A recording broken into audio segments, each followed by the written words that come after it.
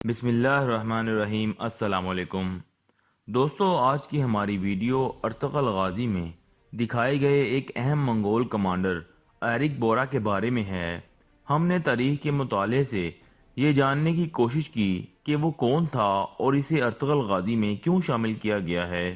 اس سے پہلے آپ سے درخواست ہے کہ تاریخی اور معلوماتی ویڈیوز کے لیے ہمارا چینل ضرور سبسکرائب کریں۔ دوستو، تاریخ میں ایرک بورا چنگیز خان کے بیٹے تولی خان کا سب سے چھوٹا بیٹا اور ہلاکو خان کا بھائی تھا۔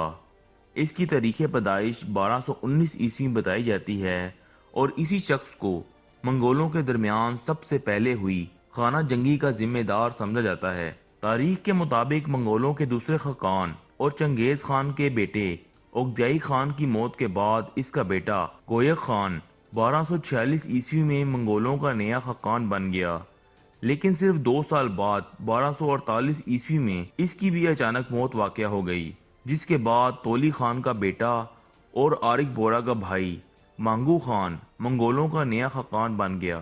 قبلیائی خان، ہلاکو خان اور ایرک بورا اس کے چھوٹے بھائی تھے۔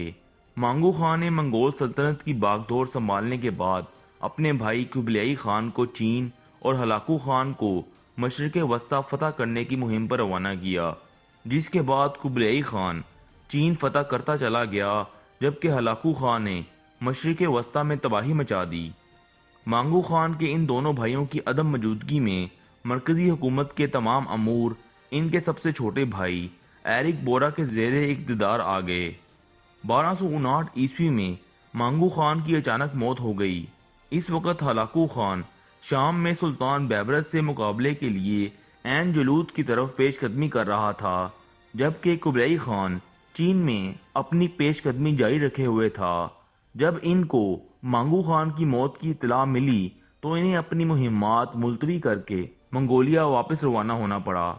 ایرک بورا نے اپنے دونوں بھائیوں کی غیر حاضری کا فائدہ اٹھاتے ہوئے خود کو منگولیا کا نیا خاقان نامزد کروا لیا، جس کی ہلاکو اور قبلیائی خان نے مخالفت کی، اور یہیں سے منگول سلطنت میں 3 سالہ خانہ جنگی کا طویل سلسلہ شروع ہو گیا۔ اس خانہ جنگی کی تاریخ میں ہمیں برقع خان کا کردار بھی نظر آتا ہے۔ برقع خان کے حوالے سے میں پہلے ہی ایک تفصیلی ویڈیو آپ سے شیئر کر چکا ہوں۔ بہرحال دوستو، اس خانہ جنگی کے اہتمام پر قبلیائی خان فاتح رہا اور منگولوں کا نیا خاقان بن گیا، اور یہیں سے منگول سلطنت کا زوال بھی شروع ہو گیا۔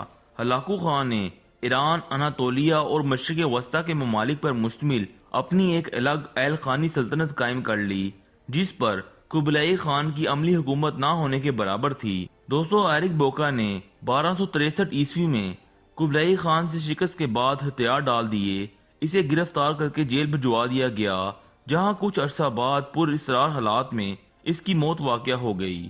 بعض تاریخ دانوں کے مطابق اسے خفیہ طور پر زہر دے کر مارا گیا تھا۔